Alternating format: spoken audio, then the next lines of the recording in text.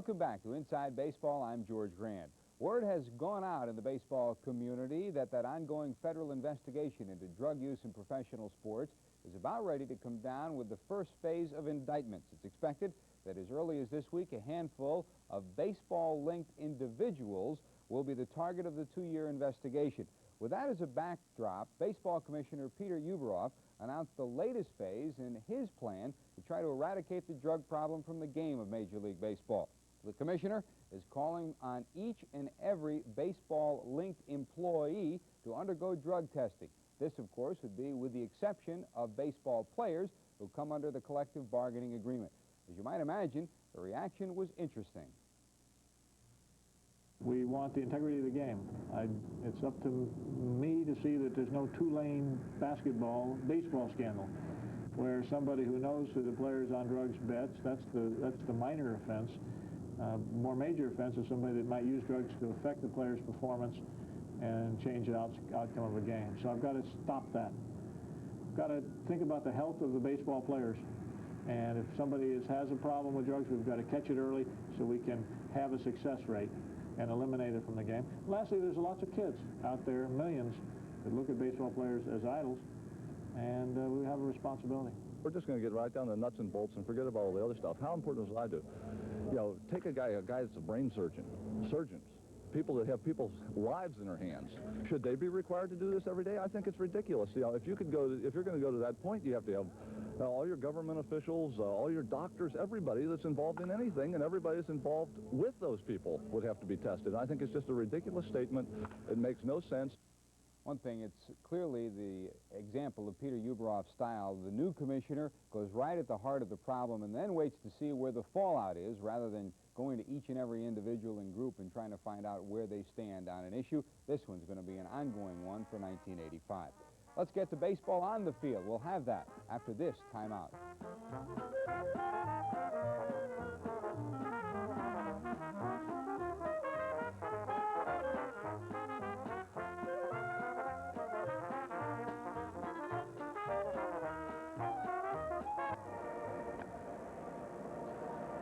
Welcome back to the... Stuff separately, you got a $300 value. Who's...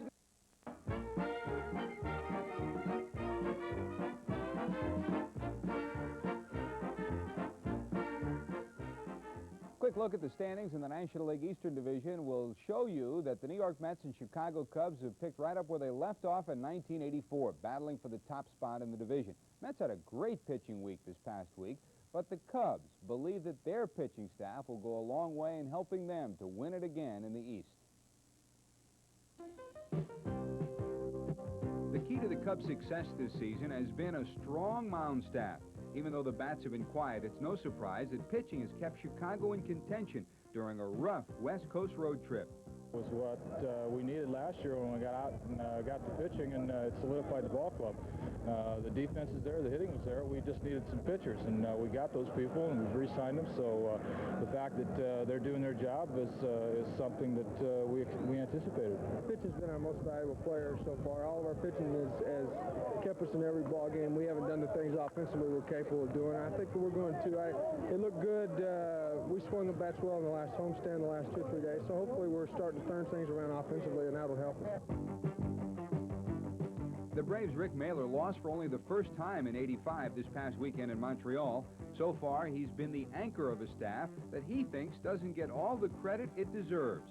We've got some good pitching, and you know, so far I think that it's been very underrated. The starters have gone out and pitched some really good games that we just haven't played very well, and I think that it's all going to come together for us. And anytime you add guys like Bruce Sutter to your team, and you have Bob Horner come back, it's an outstanding team, and I think that it's early in the season yet, and later on we're going to prove that. While the Braves have slipped to 5th, the Padres enjoy a slight lead in the West after a sold-out weekend series with the Cubs. Yeah, we're playing real well right now. I think spring training we had a lot of young players that had a chance to make the team, and Dick wanted to see them. But now we're starting to gel and start to play as a team again, and you know, just a matter of time. Just a matter of time, but time is today for the San Diego Padres. After a 5-2 week, they have a game-and-a-half lead in the division. The Dodgers had a 4-3 week. Houston was over 500, so was the Cincinnati Reds. San Francisco, one game over 500, and the Atlanta Braves, the only team in the division under 500 for the week. Their 4 straight shutouts absorbed by the Braves, 36 innings without a run through Sunday. Remember, the National League record is 48, set by the 48 Athletics and the 68 Chicago Cubs. Over in the Eastern Division, Mets have the best record in baseball. They also have 6 consecutive wins.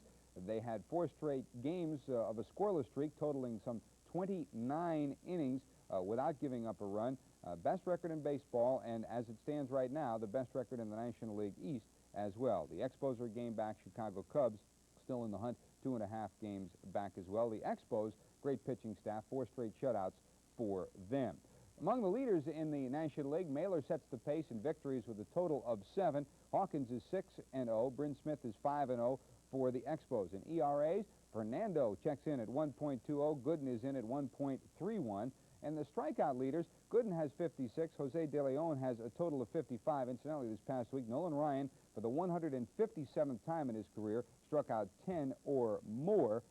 That is, of course, his own record. The Goose, with 9 saves, paces everybody. Reardon has 8, and Lee Smith also has 8, among the leaders in pitching in the National League. Tommy Herr setting the pace in hitting with a 362 mark. Garvey and Murphy are close behind. Murph, with 10 home runs, continues to lead everybody else. In ribbies, Murphy with 32. Herr is next with 24, and Jack Clark, also the Cardinals, has 23. In stolen bases, Vince Coleman, the Cardinal rookie, has 21. Lonnie Smith, his teammate, also has 12. So does Bob Denier. Rumors over the weekend that Smith may be on his way to Kansas City in a deal that has been talked about for some time. Some people call him the most underrated player in the National League or possibly in baseball. But one thing is sure, if you are a baseball player, you respect Jose Cruz.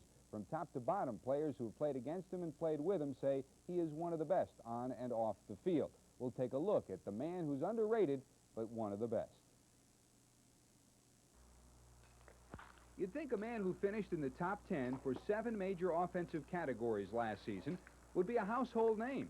Not so with Jose Cruz, the most under-publicized superstar in baseball, and he thinks he knows why. The reason they don't know, because maybe we don't play the World Series and the playoff. I think if we play in the playoff and the World Series, they find out who's going to be on who is Jose Cruz. Chio will be 38 years old in August, and in his 10 Astro seasons, he's posted some big numbers. He's hit over 305 times, driven in 90 or more runs 3 times, and averaged nearly 30 stolen bases a season.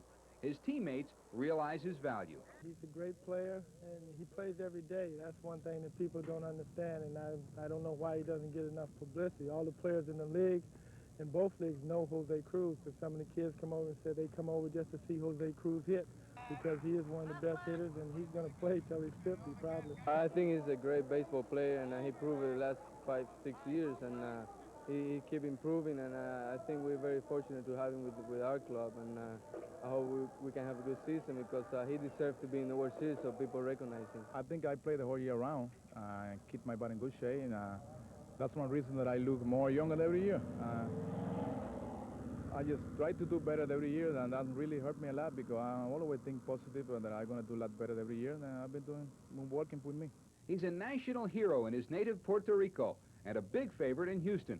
While he's closing in on the age of 40, Chio still feels he has big goals to come. I like to, lead the league hitting one time at least, or maybe get 200 hits or driving 100 around. I've been close in all departments, but that's what I want to try to do. That's my goal. I think I got a good chance. The only thing, maybe they pitch me more, and maybe I can do it. If the Houston Astros manage to make the National League playoffs, perhaps Jose Cruz will finally get the recognition he deserves as one of the finest players in baseball. He's a good one. So's Mike Davis. He's up next on ESPN's Inside Baseball. We'll also have a profile of Neil Heaton. Stay with us.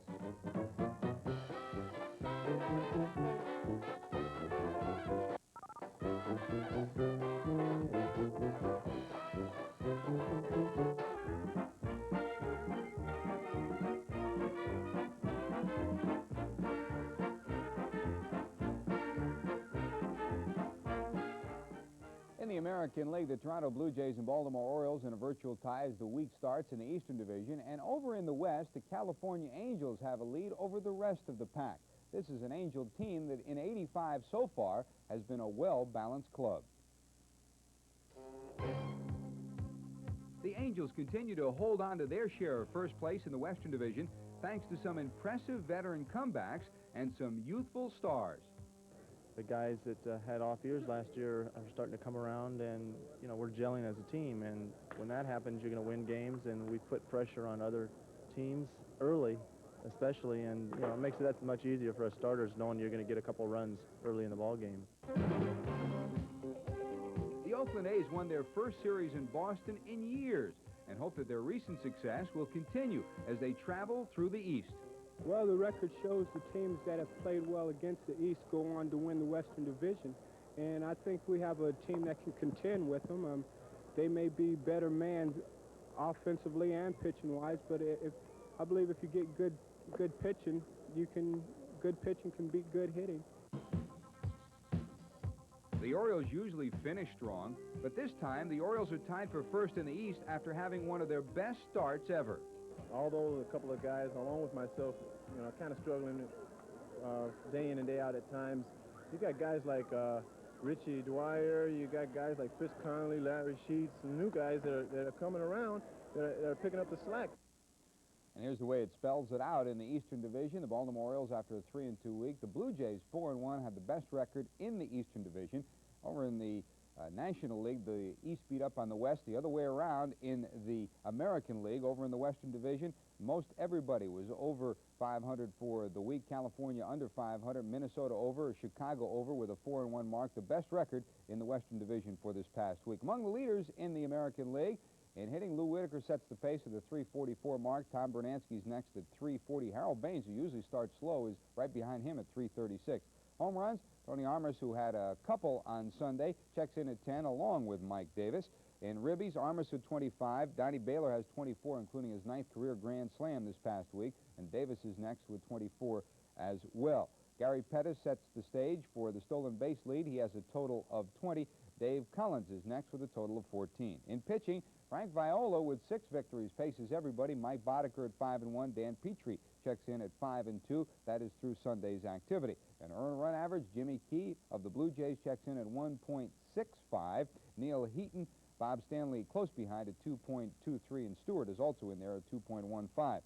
In strikeouts, how about this? Roger Clemens and Dennis Oil Can Boyd of the Red Sox, 1-2, 49 and 48. Jack Morris is next with 45. In saves, Jay Howell sets the pace with a total of 9. Moore has 8. Righetti also has 8 for the Yankees in the American League. Neil Heaton is one of those pitchers who was predicted for stardom way back in high school. And when he pitched at the University of Miami, they said, this man is a can't-miss prospect.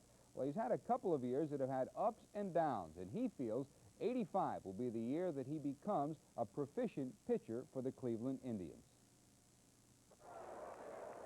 If the Cleveland Indians can get some pitching to go with some promising young players, they can cause some problems for the rest of the American League East. One of the Indians' brightest hopes is 25-year-old southpaw Neil Heaton, who's won 23 games in his last 2 seasons. His sophomore year didn't measure up to his rookie campaign, but Heaton thinks he knows why.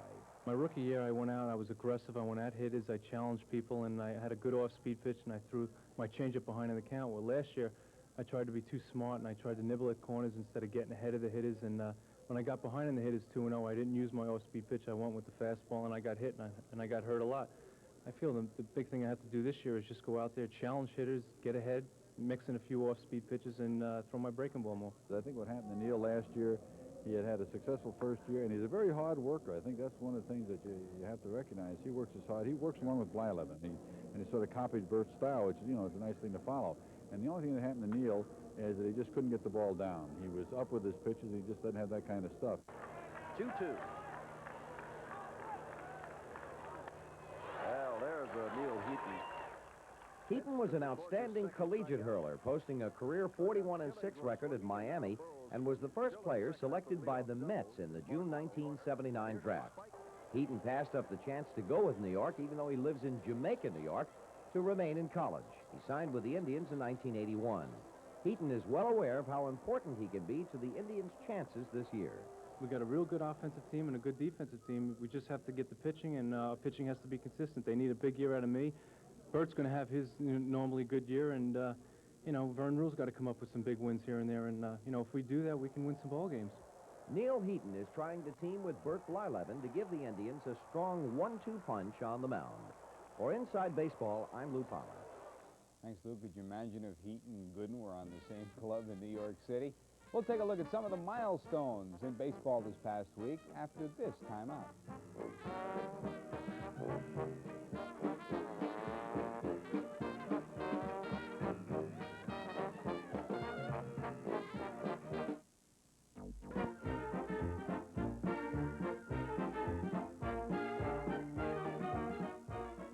Well, Reggie's already passed a 500 home run plateau in his fine career. A couple of other American League sluggers hit the 200 home run plateau this past weekend. Freddie Lynn had a great clutch weekend for the Baltimore Orioles, including his 200th career home run Friday in the 9th inning off Ron Davis. He had a big gamer weekend one night after the other. Armas hit number 199 and number 200 on Sunday against the Oakland A's. 39-year-old shortstop Larry Boa, 2,154 games at short. That's a National League record. He's behind only Louis Aparicio with 2,581, the American League standard holder. While he's not elated with playing a backup role to Shawan Dunston at short, the Chicago Cubs shortstop still says it's better when you're with a contender. It's much easier being a utility player on a team that's capable of winning as opposed to going to a team that's maybe going to come in 5th or 6th place that has no chance of winning. So there are some benefits being an extra man on a team that's capable of winning. That's one fine shortstop. So is this man, Davey Concepcion, 2,000 career hits. He becomes the 5th member of the 75 Reds to hit that plateau. Before long, Ricky Henderson will hit that plateau in steals, too. He picked up his 500th theft this past week. For Milwaukee, Raleigh Fingers, his 907th appearance. That is number 3 all-time. Wilhelm is number 1. Lindy McDaniel is number 2. And Fingers comes next. He pushed past Cy Young, who had 906.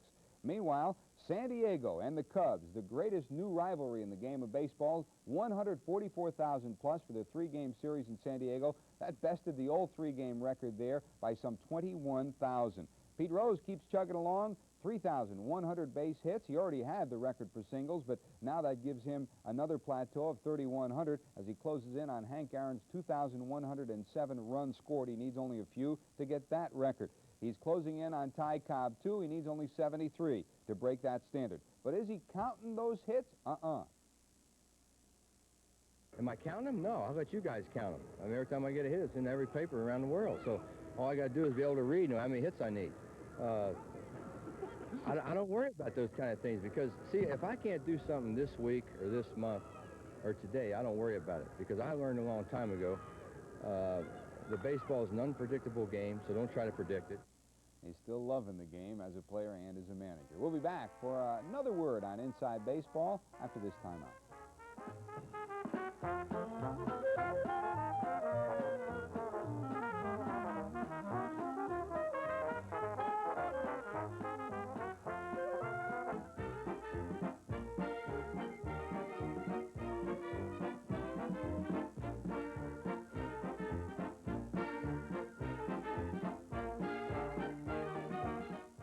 Two great men with the gloves, and certainly Boa also is the career percentage leader for shortstops with a .980 percentage.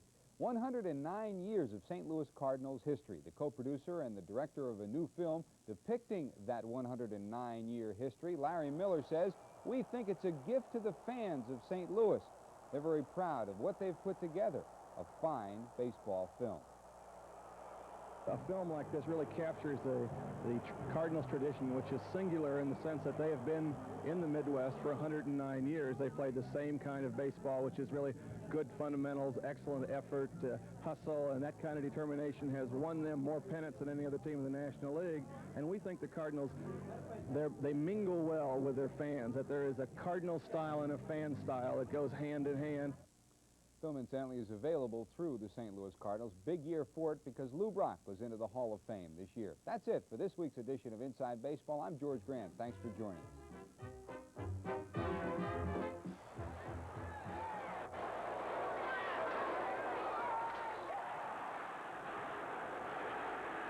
Inside Baseball has been brought to you by Bud Light, the less filling light beer with the first name in taste.